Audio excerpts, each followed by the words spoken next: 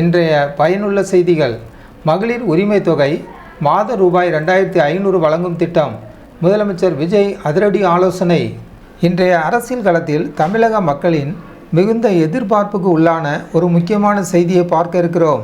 தமிழக அரசின் முக்கிய திட்டங்களில் ஒன்றான மகளிர் உரிமை தொகை மற்றும் பல்வேறு சமூக நல திட்டங்கள் குறித்து தமிழக முதலமைச்சர் விஜய் அவர்கள் இன்று மிக முக்கியமான ஆலோசனையில் ஈடுபட்டுள்ளார்.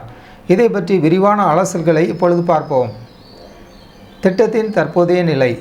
நண்பர்களே, சமூக நலத்துறை என்றாலே நம் நினைவுக்கு வருவது அரசின் பல்வேறு நலத்திட்டங்கள் தான். புதுமை பெண் திட்டம், திருமண நிதி உதவி, கலப்பு திருமண உதவித்தொகை, திருநங்கை மற்றும் முதியோர் நலத்திட்டங்கள் என பல பணிகள் இந்த துறையின் கீழ் சிறப்பாக நடைபெற்று வருகின்றன.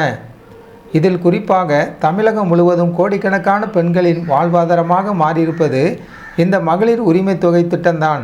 கடந்த 2 மாதங்களாக சுமார் 1 கோடிக்கும் அதிகமான பெண்களுக்கு தலா 1000 ரூபாய் வீதம் உதவித்தொகை நேரடியாக வங்கி கணக்குகளில் வந்து சேர்ந்துள்ளது என்பது குறிப்பிடத்தக்கது.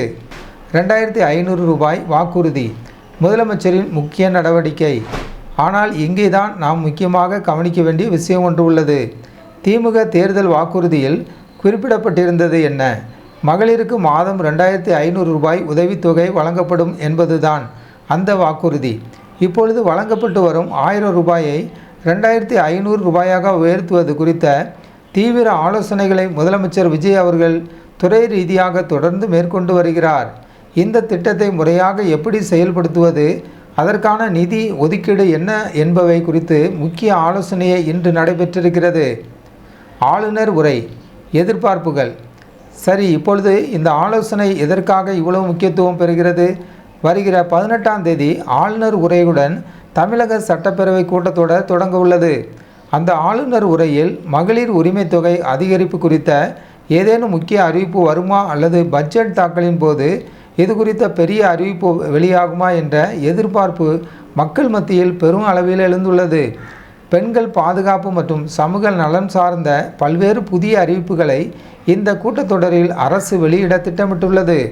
அதன் ஒரு முக்கிய கட்டமாகவே முதலமைச்சரின் இன்றைய ஆலோசனை பார்க்கப்படுகிறது. மகளிர் உரிமை தொகை உயர்வு என்பது வெறும் அறிவிப்பாக மட்டுமில்லாமல் பல குடும்பங்களின் பொருளாதாரத்தை மேம்படுத்தும் ஒரு முக்கியமான செயல்பாடாக இருக்கும் என்பதில் மாற்று கருத்தில்லை. அரசு எடுக்கும் இந்த முயற்சி அடுத்த கட்டமாக எப்படி பரிணமிக்கப் போகிறது என்பதை பொறுத்திருந்து பார்ப்போம். இத்தகைய அரசியல் மற்றும் சமூக முக்கியத்துவம் வாய்ந்த செய்திகளை உடனுக்குடன் தெரிந்து கொள்ள நமது மரியா நோவா நியூஸ் சேனலை சப்ஸ்கிரைப் செய்யுங்கள்.